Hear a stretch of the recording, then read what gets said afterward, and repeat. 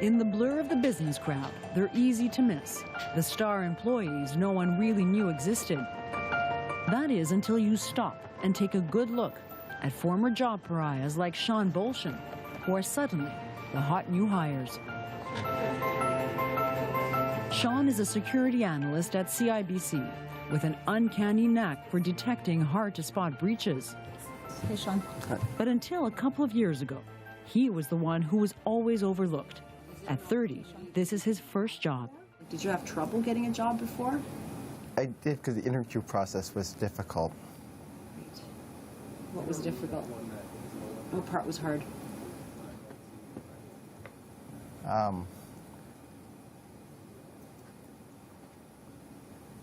Did it feel like this? Exactly like this. Too many questions? Too many broad questions. The broad questions I have difficulty with. Absolutely. Sean has autism, a social communication disorder that makes any interview, including this one, painfully awkward. You have a diagnosis of autism? You're on the spectrum? Yes. Yeah. What does that mean? Well, a lot of people don't really understand what that is. I'm not like that different, but I do have the ability to see all those details and things, and definitely have a much tighter focus on things. And that is what got CIBC's attention and got Sean in the door. He's a rising star. Hadi Majnoon is one of the senior leaders in Sean's department and his mentor. What does his autism bring to the job? The first thing that comes to my mind is focus and attention to detail. Someone like Sean is just a little bit more of everyone else, and not even a little bit more. It's way better? It's a very big strength. So everybody open up your kit. We're going to start on page 7, so you can get started.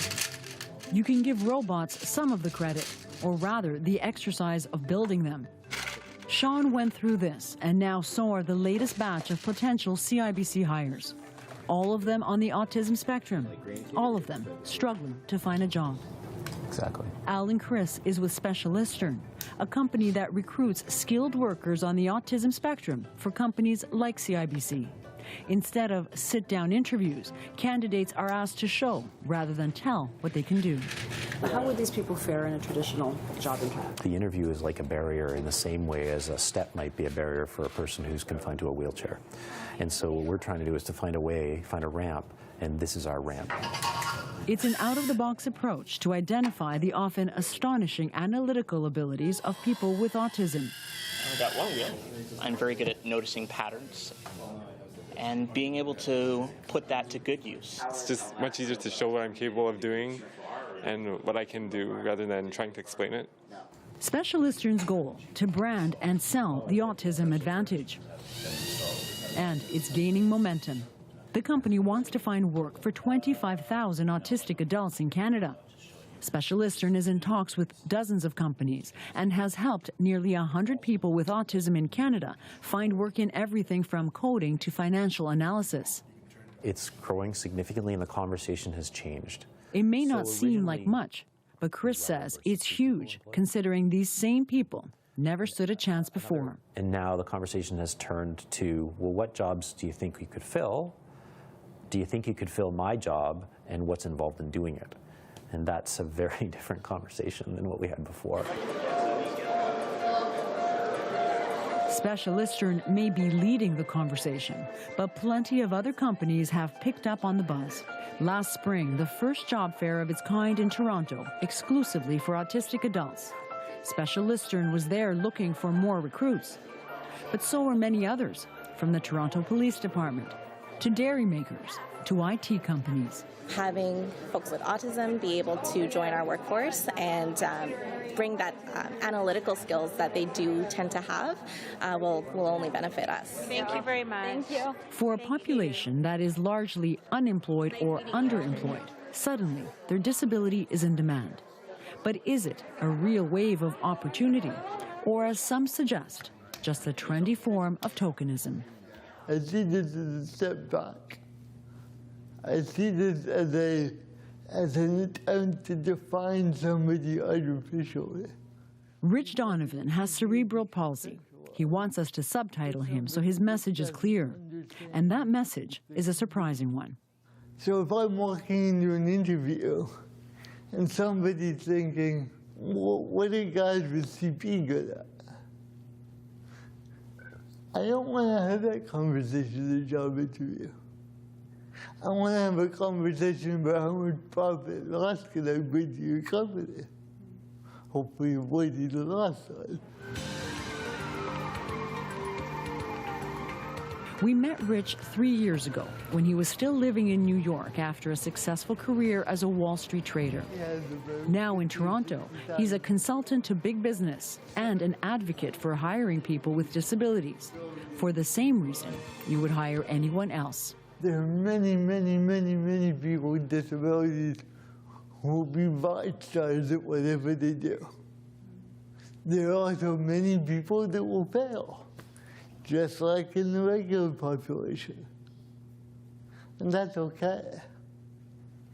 But we can't start creating boxes that are quite frankly artificial.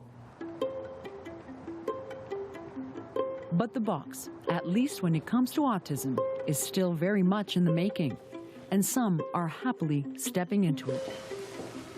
When Ford launched a pilot project last year to hire 6 people with autism, Jeff Gebhardt didn't care if his disability got him in the door.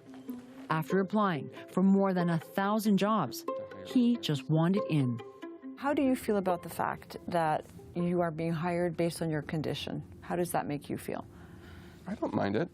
I mean, I'm glad to know that there are companies out there companies like Ford, willing to take chances on people with disabilities. So I don't mind it at all. Jeff has an accounting degree, but he lacks the social skills to sell his skills. The only job he could get before Ford was on the floor of a recycling plant. Now he proofreads contracts with the automaker's suppliers. Nobody's judgmental. They judge me based on the work I do rather than the person I am. So. Ed Lofton is another Ford hire, the go-to guy for just about any job on the assembly floor. Sometimes I dust cars, and sometimes I've done things like scanning parts. Ed's family and other parents were the ones who convinced Ford to give autistic people a chance. We're not putting them in a box by no means. Mita Huggins is the director of diversity at Ford. She says Ford bought into the idea because it's not only the right thing to do, it makes good business sense.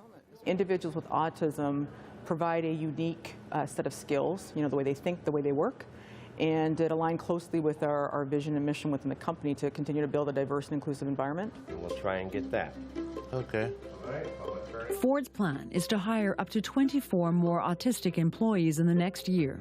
But however well-intentioned, Rich cautions what Ford and other companies are doing only perpetuates the mindset that people with disabilities can't do it on their own. What do you say to those parents, or to those individuals even, who say, this changed my life, the fact that I got a job? They're missing one thing. They had to allow their children to take risk, right? So when most of us go out for careers, we made the sacrifices to go do that.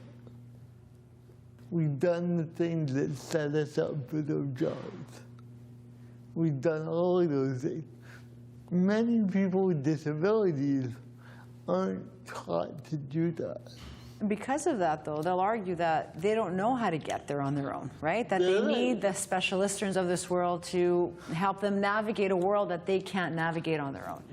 They're probably right. But that's not a good approach. Because part of the reason why people with disabilities are struggling with employment is because of this charitable mindset, right? We have to have very real conversations about moving away from that charitable model into a more sustainable market-based model. You like working with Saji? Yes, of course, basically, yes. I That may be the ideal, but right now, that marketplace doesn't exist. And John Sicard argues people like him must intentionally create it. All right, Nick. Sicard is the CEO of Kinaxis, Any meetings this morning? a software company in Ottawa that has hired autistic employees with the help of Specialistern. How many did you get? 5 individuals with autism, including his son Nick, work here. Why do you have to do it on purpose? If you went back 50 years ago, there would be stigmas. There might be stigmas around cultural diversity, for example. I'm not going to hire this culture in. We've gone a long way 50 years. We had to do it on purpose, right? Race, those types of things. Well, someone had to stand up and say, we're going to do this on purpose. Yeah, everyone can sit on the same bus. Okay, well, this is 2017, and we're starting to do something new on purpose. I think 25 years from now, no one's going to think twice about it. Is that completed now, or you're still working on that as well? Still working on that one as well. Nick may be the boss's son, but he got a job after shining during an internship here. Small talk isn't his thing, but he's proving he can test software like the best of them. Do you like looking for glitches? Yes. Usually if there's a glitch there, I just, usually I just feel the need to record it and capture it. Is someone already on? The job gives Nick a sense of purpose and gives the company a valuable employee. And it does that now. This is not a charity. I look at it as a win-win-win. We win because we get great innovative thinkers. They win, they start a joy-filled life full of confidence. And their parents win, and their friends. Anybody who were doubtful of what life would be like, it's a good place now. It's been great to meet everybody. It's a good place for these people too. Remember the recruits building robots? All of them got hired. 1 at TD Bank, 4 at CIBC. Yeah. That would make sense. Yeah. As for Sean, he's gone from just working solo to now troubleshooting in meetings. That would be helpful to put your perspective as well. It's a step out of his comfort zone, and it's a step forward. Where do you see your career going? Is that a tough one? I'm not exactly sure. For me, change is something that's difficult for me. I like a lot of the same, even though I do want more for myself. So it's difficult. So that is difficult. But when you're ready for change, you'll be okay with that? Right. Yeah. I think I would be okay when the time comes. It is, after all, still very new for him and for business in general. But Sean's success now and in the future may prove he and others like him are much more than just a corporate novelty. Joanna Rumeliotis, CBC News, Toronto.